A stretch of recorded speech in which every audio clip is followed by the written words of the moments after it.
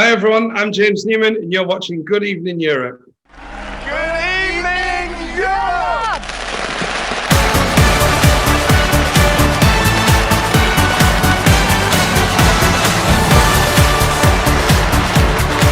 To start off the interview, to anyone who don't know who James Newman is, how would you describe yourself as an artist? I would describe myself as a fun, soulful pop singer. Yeah, pop music is my life, really. And what kind of music do you listen to yourself, and who inspires you? When I was growing up, my mum brought us up on Motown soul music. So I love like Smokey Robinson, The Temptations, Diana Ross. I love Donny Hathaway, Marvin Gaye. And those are the people that I kind of grew up listening to. So I like to write songs and sing like those artists. And you've written a lot of very well-known songs with huge artists. Why did you want to take a step to going from songwriter to being a performer yourself?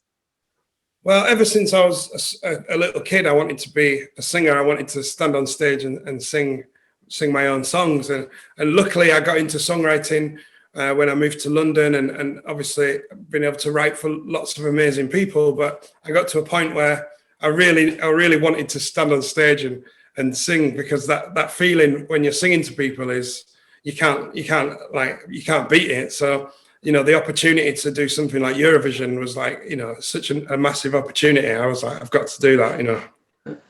And why was that the next step for you? Because big artists. I'm comparing you a bit to Ed Sheeran, who started writing and then just went on to perform. Why was Eurovision the step for you to take?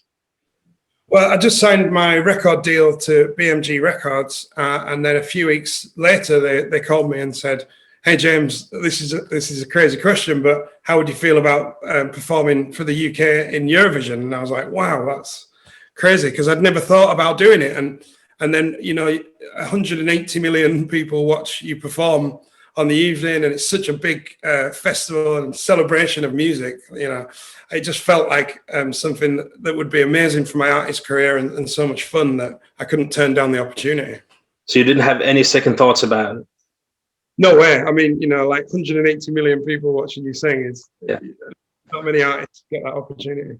I mean, it's amazing. The opportunity to speak to people all around the world and to perform and have music on the radio that's got my voice on it is an amazing feeling. It's like there's nothing like it.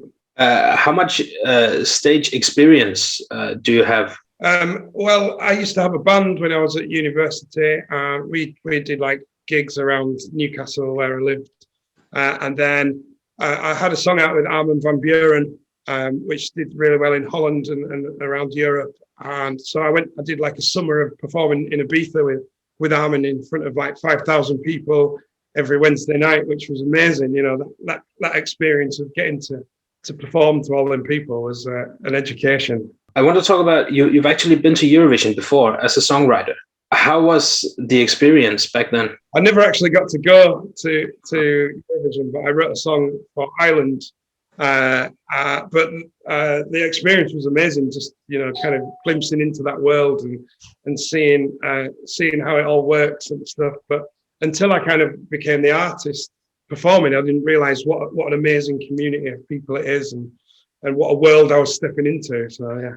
If we turn back the time like a year ago, how was it for you to have said yes to this and put a lot of effort into the song and probably being forward with the staging and everything, and then have it all taken away? I mean, I was so gutted. It was like so much hard work and everything and building up to it, and I had such an amazing experience getting to that point. And I'd shot the video, the song was out. We'd planned the staging, which I was so excited for, because obviously with Eurovision, the staging is such a massive thing. And I was so excited to do that. But then obviously, like, to keep people safe, something like Eurovision couldn't happen. And Glastonbury Festival here got cancelled. And I was like, it's going to be Eurovision next. So when did you find out that the BBC actually wanted you to return for this year's contest? It was in the summer last year. the start of the summer, I went to meet my record label, and the head of the label said, "Oh, by the way, we had a huge meeting just talking about everything."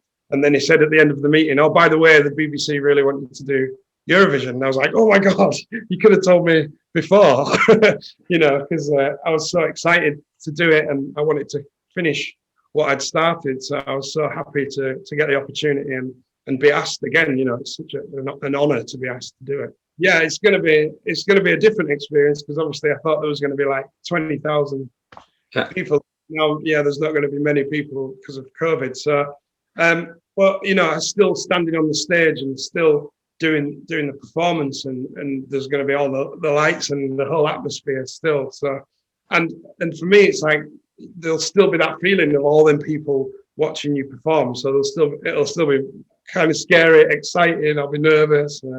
And the adrenaline, I imagine, is going to be crazy. If we look at the two songs, you released My Last Breath last year, and then Embers this year, it's two quite different songs. Which one do you think represents you as an artist the better? I think My Last Breath at the time was like more of a ballad, and felt like what I was doing at the time as an artist, a little bit more country and songwriter style to what Embers is. But because we've been through such a rubbish year, everyone's had such a rubbish time, I wanted to do something that felt more fun, more exciting. The idea of embers is the glow in the fire which hasn't died out, that we can be reignited, and people coming back together hopefully will feel like that. So, and now I just feel so excited to be able to perform and put out something that people can dance to and have fun to. So I think they both represent me in different ways, in different times of my life. So Embers is actually like a COVID-inspired song. It's inspired by the feeling of people coming back together. So yeah. So the message is, I just wanted it to feel like the spark that hasn't died out, that can be reignited when you see someone you love, or people being able to hang out and hug and have fun together again. And I wanted that to feel like that was what I was singing about. And I also wanted it to feel like a song you could dance through in your kitchen, in your car, in an arena. So yeah, the message for me is like fun and people coming back together. And how has the reactions been since you released, first My Last Breath, but also Embers this year? It's been amazing. I mean, obviously it's a scary thing. You're representing your country in a song competition. So obviously it's nerve-wracking, hoping people will like the song. But the reaction to Embers has been amazing. Like the Eurovision community and everyone in the UK, it's getting played on the radio stations here, and everyone's been so nice about it, and made me feel really welcoming, in especially into Eurovision and into the community. So I've really I feel so honoured that people like it.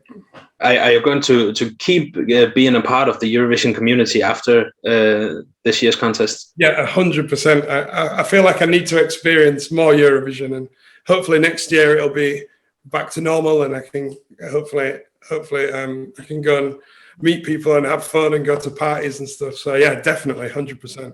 You've been very active on social media, and engaging with the fans.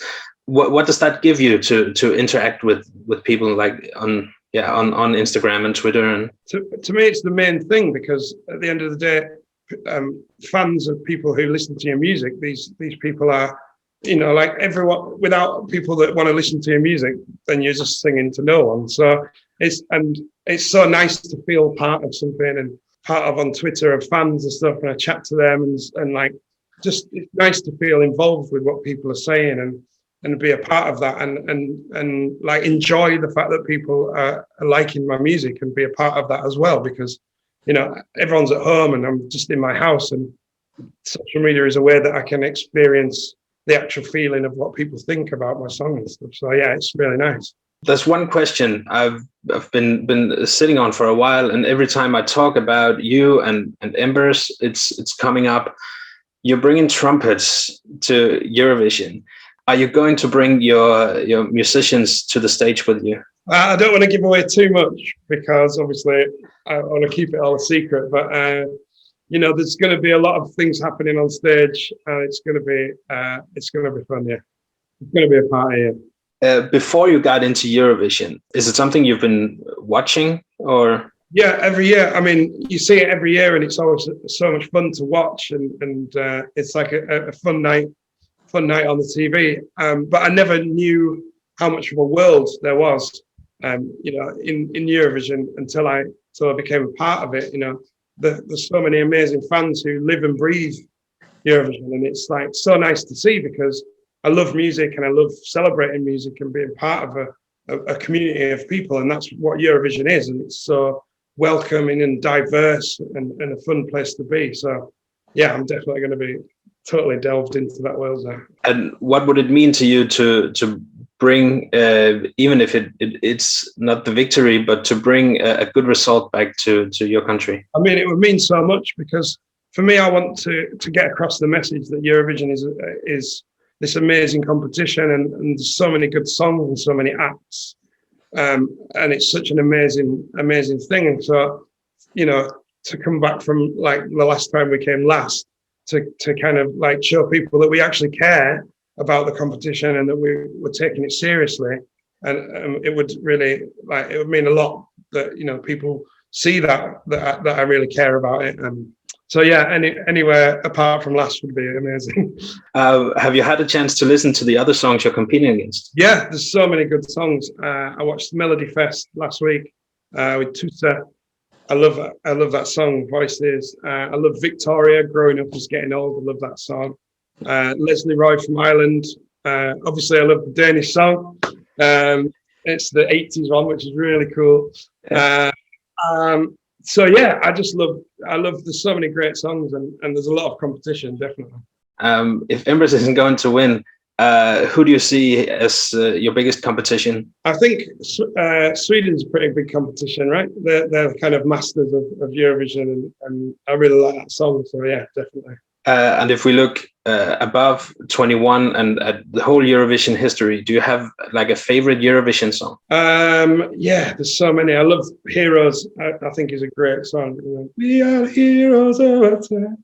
Such a great like modern pop song, which is great. And I really I love Birds by Anouk. I covered that last year. That's one of my favorite songs from the whole competition. I just want to say thank you so much everyone for supporting me, and thank you for all the nice comments, and thank you for everyone listening to my music, and hopefully get to meet everyone soon, and hopefully I put on a good performance for you in Rotterdam. Thank you so much, and yeah, good luck in Rotterdam. Thank you, lovely to meet you.